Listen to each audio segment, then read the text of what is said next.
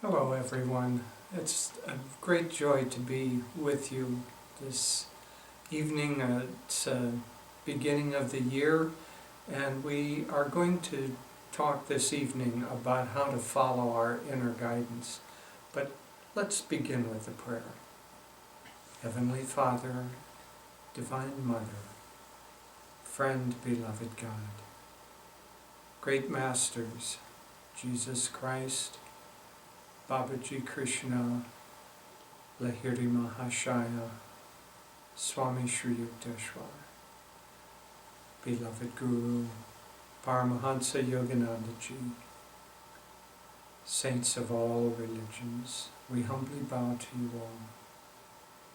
Oh, beloved Lord, guide our thoughts, guide our words, guide our actions, that we be always in tune with you. Let thy will, not our will, be done. Om Shanti, Shanti, Shanti. We'll begin with a chant, and since it's only a couple of days after Yoganandaji's birthday, let's begin with this beautiful chant that Swamiji wrote. The melody is more ancient, but the words Swamiji wrote. Sri Yogananda, guide to inner freedom, steal into my heart of hearts, banish my delusions. The heart of hearts is the Anahat chakra, the center of our feelings and our emotions, but also heart of hearts represents the center of our consciousness in anything, and it's a commonly used phrase, so kind of a dual meaning there. So we'll chant and then meditate for a few minutes. Shri Yogananda, guide to inner freedom, steal into my heart of hearts, banish my delusions. Shri Yogananda, guide to inner freedom, steal into my heart of hearts, banish my delusions.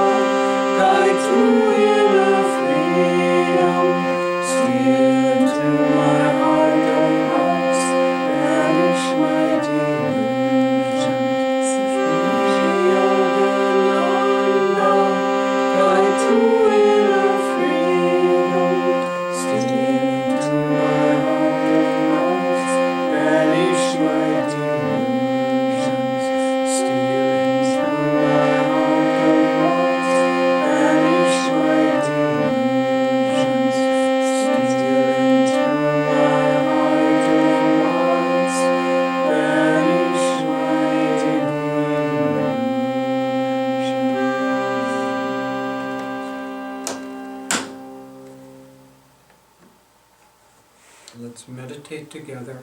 I'm going to set the harmonium down. So sit upright. Let's tense the whole body. Throw the breath out. Again.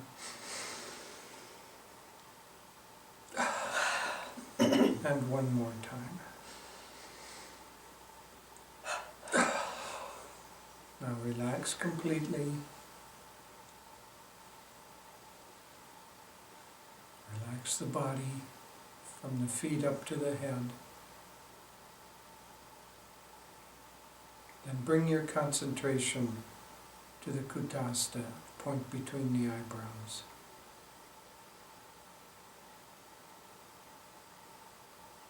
This evening we're going to talk about how to receive and practice inner guidance.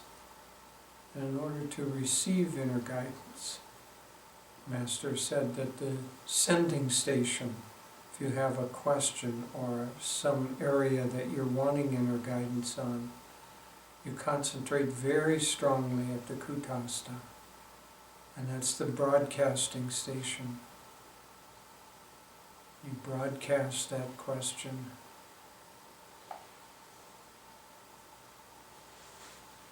Feel that you're sending it out very powerfully.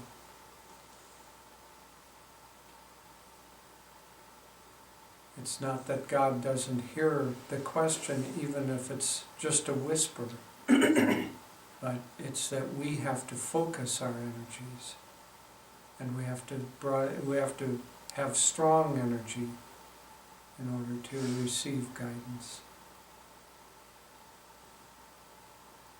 So broadcast it for a while, and then feel in your heart to see if there's an answer. Let's do that just silently now.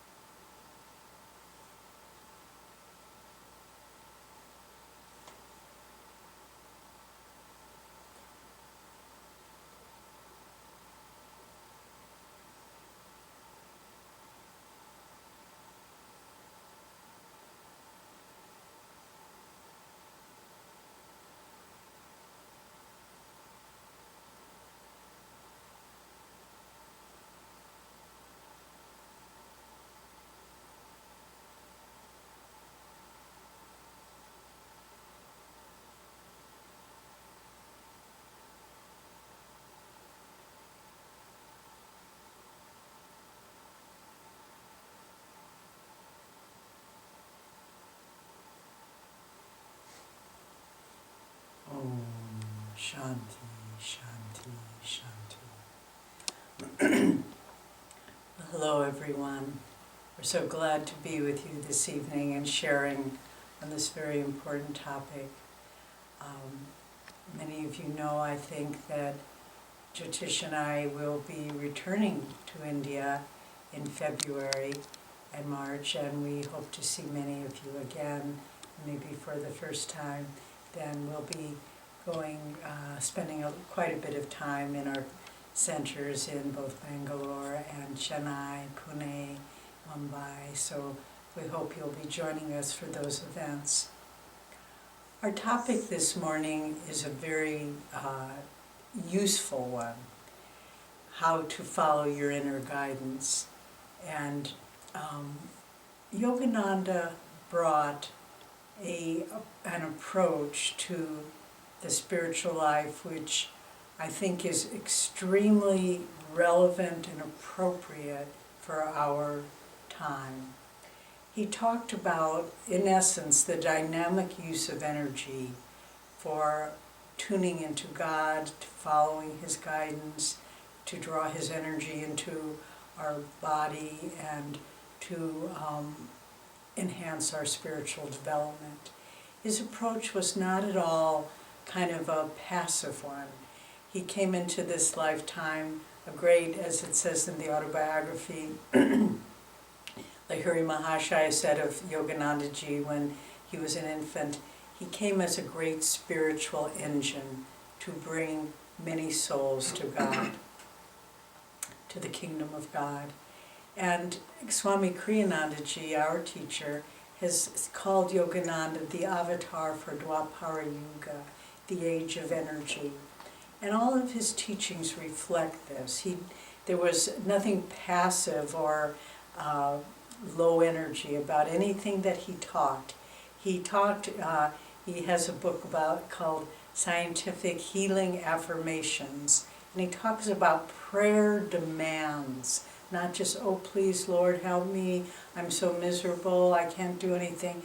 He said if you want something from God, you have to demand it. You have to say it with energy. Lord, give me health, give me success, give me prosperity, whatever it might be.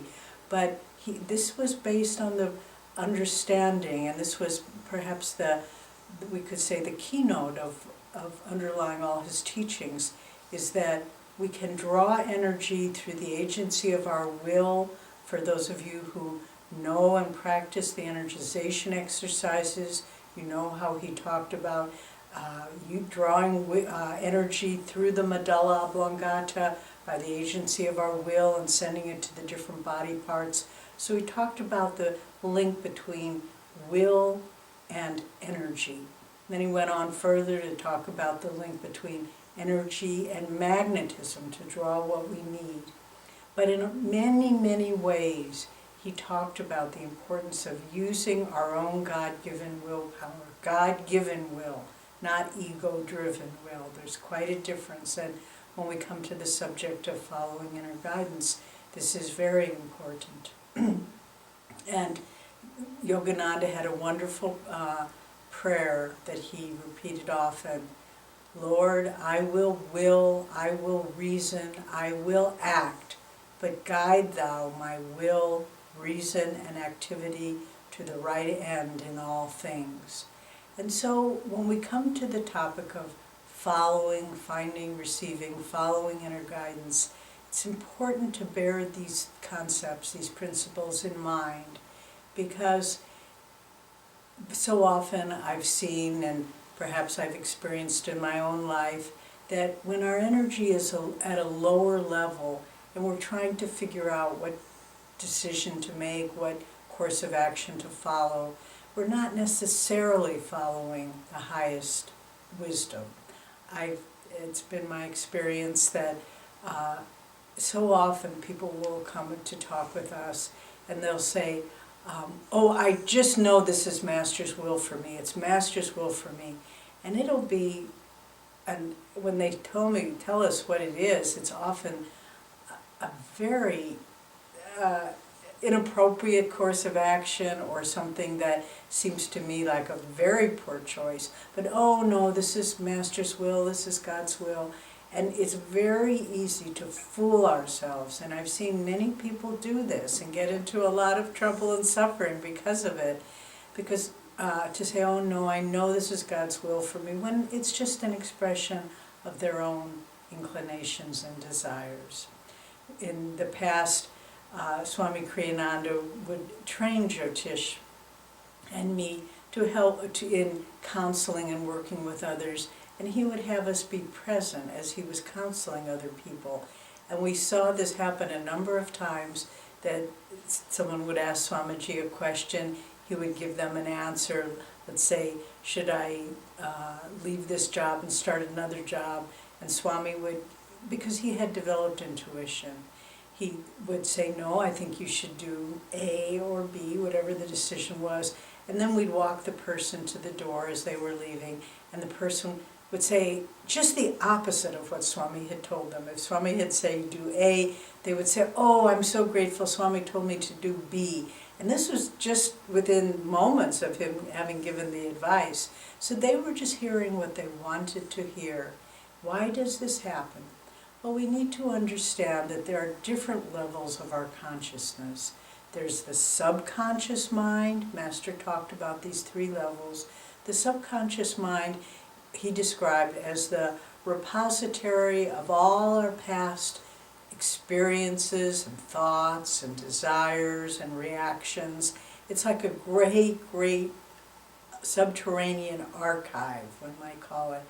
And it influences us a great deal, much more than we realize. It's dreamlike, it's passive, it's kind of vague.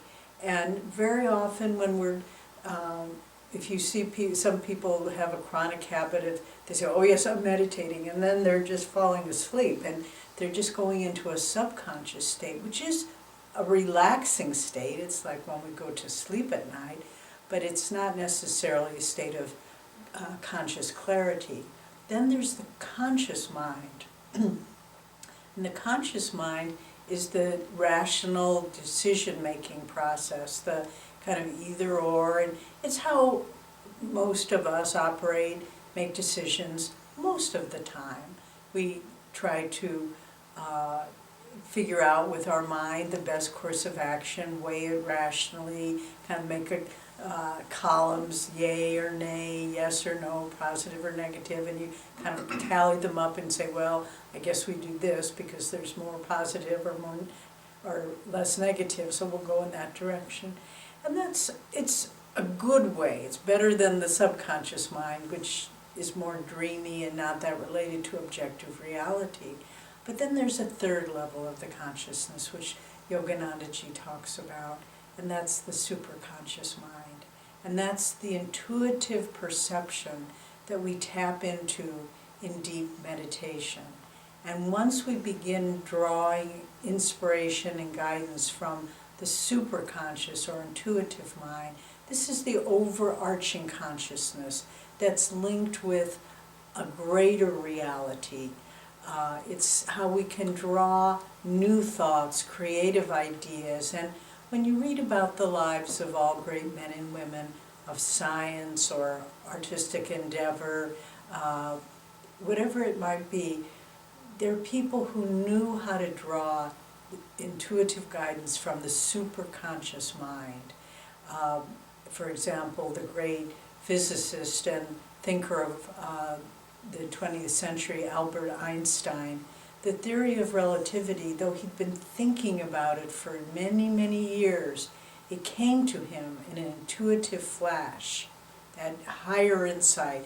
And then he spent many years logically trying to create a mathematical formula that would express it, and was able to succeed. But that superconscious mind really is the source of our higher guidance. And we tap into that superconscious mind. Jyotish gave us that little exercise at the beginning while we were beginning our meditation. We tap into it by concentrating at the kutastha, the spiritual eye. That's the Master described it. It's like the sending station of a radio, and then we try to feel within the area of the heart chakra, the Anahat chakra, that's the receiving station. And the more we can begin developing a keen awareness of this process, of how to draw guidance in this way, it really is life-changing, because we're not just being driven by subconscious impressions and desires, and we're transcending the limiting factor of the conscious or mind, the rational mind, logic. Logic has its place, of course, but it's limited. But the superconscious mind makes connections that we wouldn't necessarily perceive. So it's very important that we need to understand that to follow true guidance, we have to be in a heightened state of energy, not kind of low or moody or dreamy or wistful, any of those things. You can rely fairly trustingly on the fact that if you're in a lower state of energy, if you're in a mood, you won't get clear guidance. It's only when you shake that off. Swami Kriyananda tells a story in the New Path of when he was a new disciple living in Yoganandaji's ashram. He hadn't seen our Guruji for some days, and he was really missing him. And then the word came that Yogananda wanted him to bring some bottles of big 5-gallon bottles of water up to his kitchen. And Swamiji was so happy to do this, and and Master was in the other room writing. But Swami was, of course, you can understand the human emotions. He was trying to draw his guru's attention so he could have some little exchange. And he was sort of rattling the bottles around, trying to make noise, and Master just kept writing and didn't pay any attention. And then when Swami went downstairs, he fell into a mood. And Master doesn't love me, and I'm just a useless disciple, and I'm not very effective, and on and on. We all know that downward spiral of negative thinking. And then he realized, no, I've got to stop this. And he stopped at whatever he was doing. He sat down. He held his awareness very strongly at the Kutastha. And he said, just within a matter of moments, the whole perception changed. And he said, of course Master loves me. Of course he's given me his grace and his blessings. He's got so much work to do. If he had to attend to every one of us who are a little bit needy, how would he get anything done and fulfill his mission? And he was able to just turn that perception immediately by bringing his energy to the Kutastha. So when we want to draw guidance, if we're in a negative or low energy mood, we won't get clarity. We have to meditate. We have to draw that energy up. I'll do a little insert something here. I had the great joy some years ago of editing a book which is available to all of you in India called Intuition for Starters. And we put this book together based on Swamiji's lectures, and as I say, it's available through our publications service in India, and I highly recommend it.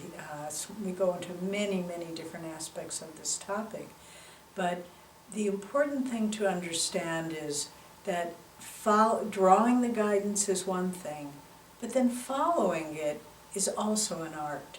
Because once you get clear perception on a course of action, we need to understand that there's an art to how you proceed then. Once you feel, I think this is right, I've meditated, I feel a sense of calmness, of upliftment, of clarity around this decision, there seems to be a resonance and a peace in my heart with it, then to follow it, we need to understand.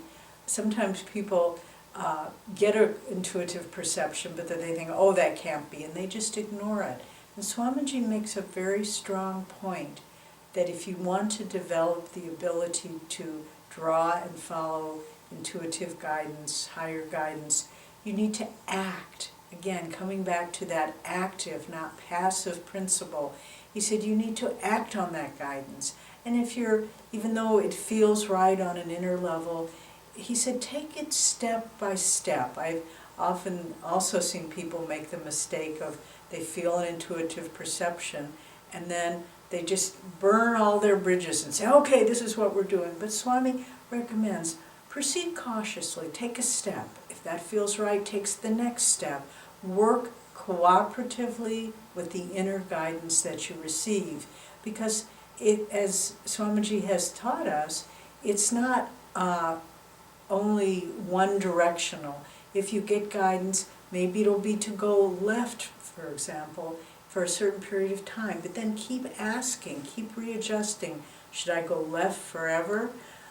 Sometimes, it's very subtle. Sometimes Swami will give, or not Swamiji, we will have received inner guidance and we feel, yes, this is what I should do. But then in another phase of our life, we have to adjust and that's no longer appropriate. So to proceed step by step, asking always, Lord, am I on the right track? Am I following the right activity? And then if you feel that with confidence, then keep pursuing it. And when obstacles come, don't say, oh, this must not be the right thing. Of course obstacles will come. Nothing in this world, no decision we make is done without energy. And so we'll have to put out energy. We'll have to follow through. And I think this again is one of the great examples of Swami Kriyananda's life. The tremendous commitment to truth and to following what he knew his guru wanted him to do at whatever the cost, no matter how challenging it was. So we have to balance both of these aspects. One, to proceed sensitively, step by step. If it still feels right, keep putting out the energy, keep asking for guidance. And then if it feels now it's time to make a course adjustment, to make that course adjustment, but to have the commitment to do what God wants us to do, to follow the whispers from the divine that come into, that we magnetically draw into our superconscious mind, and then to follow them with determination and commitment. So ultimately, and I'll close with this, and then Jyotish will share some ideas and thoughts and inspirations as well. Ultimately, this world is God's dream.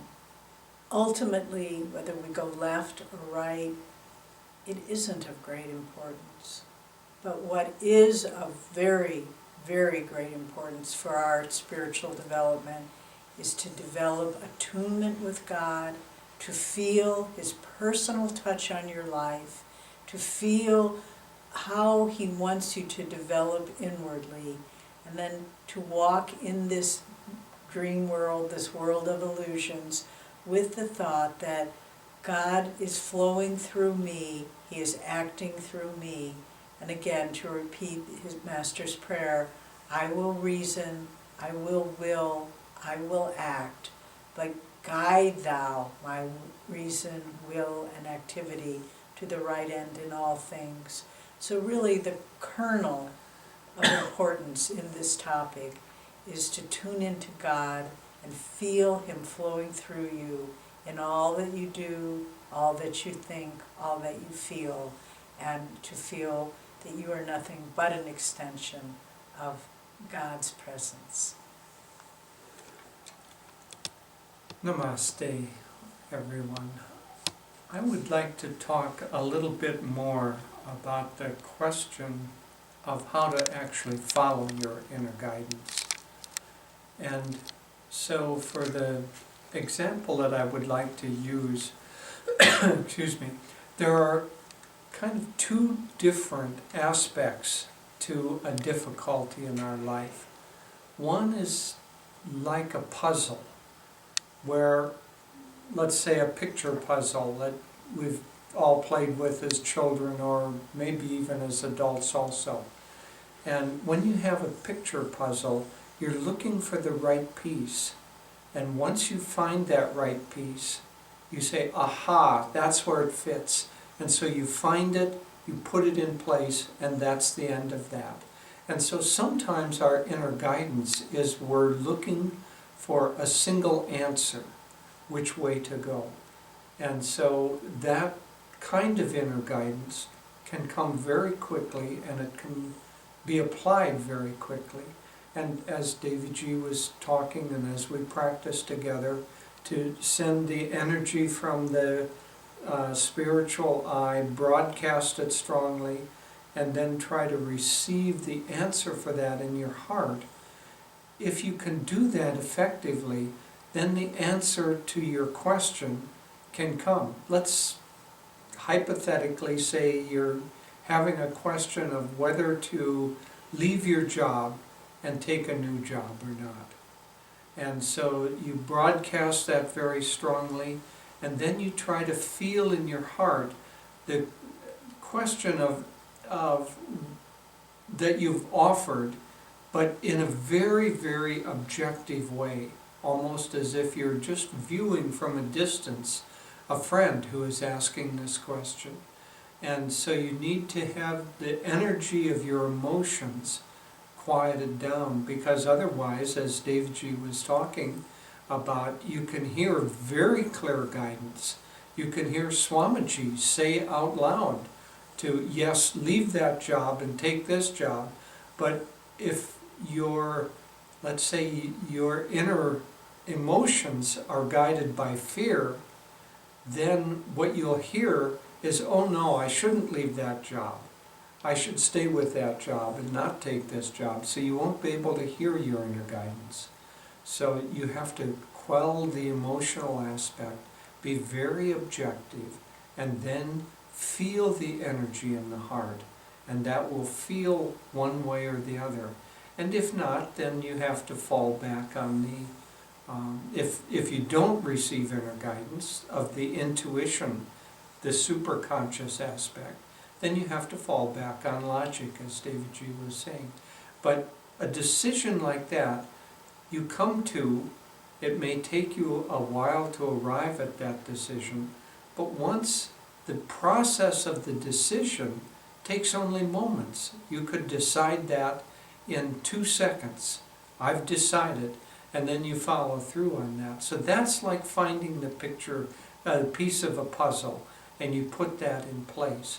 But there are other aspects of following inner guidance which have to do with changing habit patterns. And you can find the right piece and still not be able to follow it. So all of us have experienced in this time of year, after New Year's and after the New Year's resolutions that people make, everybody has found that even though you may make a decision, it may be hard to follow that decision. Let's take an example here. Well, let me, before we take that example, let me explain why. There's even an aspect of physics, which is one of Newton's laws, which is an object at rest tends to stay at rest. An object in movement tends to stay in that movement unless acted upon by an outside force. And so that law of momentum applies to our habits also. Once we have formed a habit, we tend to continue with that habit unless acted on by an outside force. In this case, the outside force, generally speaking, has to be our own willpower. Okay, so understanding that kind of as a basis, let's say that we want to follow more closely the guidance of Yoganandaji. We're on this path. And one of the things that he said is that we should do the energization exercises every day. And so let's say as a New Year's resolution, we have decided, yes, I'm going to do these energization exercises, and I'm going to do them every day. Okay, how do we follow that? That's different from a puzzle piece that once we make the decision, it's all done. This is a decision, but it's a decision having to do with the change of habit.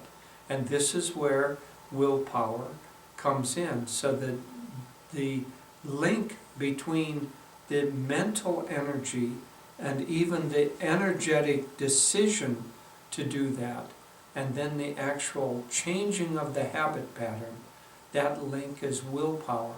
So Master defined willpower as desire plus energy directed toward a particular goal. And so in this case, the goal is to do that practice of the energization exercises regularly every day. And so desire to do that plus energy. So we have to put energy into changing that habit pattern. And then once we combine those two, then we can begin to establish the new habit pattern. Now, let me give you some ideas of things that will be helpful here. Willpower, for most people, is a little bit like a muscle. When you use your willpower during the day, by the end of the day, your willpower, like your physical body, becomes a little bit fatigued. And there have been many studies. For instance, they've done studies in the court system, the justice system, about decisions that judges make. And they can see by studying many, many different judges at different times of day that when the willpower or the energy is stronger and it typically is strong in the morning, and then it begins it reaches a peak and it begins to fade, and by lunchtime that willpower has faded some, and so a judge is less attentive and less likely to make a decision that requires creativity or wider application. And so after that begins to fall, he's more likely to just follow old habits. And I always give this sentence, and it doesn't matter that this person has mitigating circumstances, I always give this sentence, and therefore that's what it is. He's less likely to look at those mitigating circumstances because it requires energy. And so willpower having an energy aspect, energy rises and fades, and it rises toward lunchtime, then it fades a little. After lunch it increases again and fades toward the evening. So let's reapply this now to our desire to do energization exercises and do them every day. When are you most likely to be able to follow the decision that you've already made to do those? Well, obviously in the morning. And so if you're having the decision, the firm decision to do these, you need to carve out the time in the morning to do your energization exercises. They only take 10, 12 minutes, and everybody can carve out that amount of time from even a busy schedule to do these energization exercises. So you need to carve that out. And in order to reestablish a new habit pattern, you need to practice that new habit pattern. So I would say that you should decide when in the morning you're going to do these energization exercises. For Devi and me, that's after we get up, but before we meditate, because it gives us energy for our meditation. And so let's say that you've decided to do that. So we'll just hypothetically say that you get up at 5:30 or 6 in the morning, then go immediately and do your energization exercises, and then go to your meditation session that you have. So follow that routine, but if you set that routine, then obviously you're going to be tested. And so first of all, is set the time strongly and clearly so that you know exactly, not wavering, but you know exactly what you're going to do and when you're going to do it. Then you take away a lot of the unknown from that. Because if you're just depending on your willpower alone, and you have to make that decision afresh every morning, some mornings you'll feel more energetic, you've had a good night's sleep. The next morning you might feel tired. So one morning you do them, the next morning, oh, I'm tired, I'm not going to do them. And soon you lose that habit. So you need to take away the choice element in this. If you set the time at, let's say, every morning at 6:30, I'm going to do my energization, or 6 o'clock, I'm going to do my energization exercises then. When I first get up, you simply do that. You don't give yourself a choice, especially during the time when you're establishing a new habit. Once you have established the habit of daily energization, then you can vary that time a little, but because you're already going to do it. So take away the choice and take away as much as possible the movement up and down of your willpower so that you set very strongly. Then also remember that this willpower is God-given willpower. So call upon the masters, call upon Master especially, since it was he who is the channel to bring this New Age teaching of channeling will and energizing the cells of the body with prana through these exercises, the tensing and relaxing, and the sending of prana to the various body parts. He brought that teaching into the world as a channel, and so call upon his help. Pray in the morning, Master, I'm working to establish this new habit. Please help me. Add your energy to my decision. And so draw upon the divine and draw upon divine power and blessings in order to make these changes that you're wanting to do. And then finally I'll end with this. Because it's going to require energy, especially at the beginning of establishing a new good habit or letting go of a bad habit that takes energy also. Don't try to do too many of them at the same time. Don't sit down and make a list of 20 new things that you're going to do at the beginning of the year and think that you're going to be successful. Pick 2 or 3 at the most and really concentrate on those so that you've got your energy focused rather than dispersed, and really focus on those. And if you do that, then you can change a habit. Now really you can change a habit in a moment just like that, but it takes energy.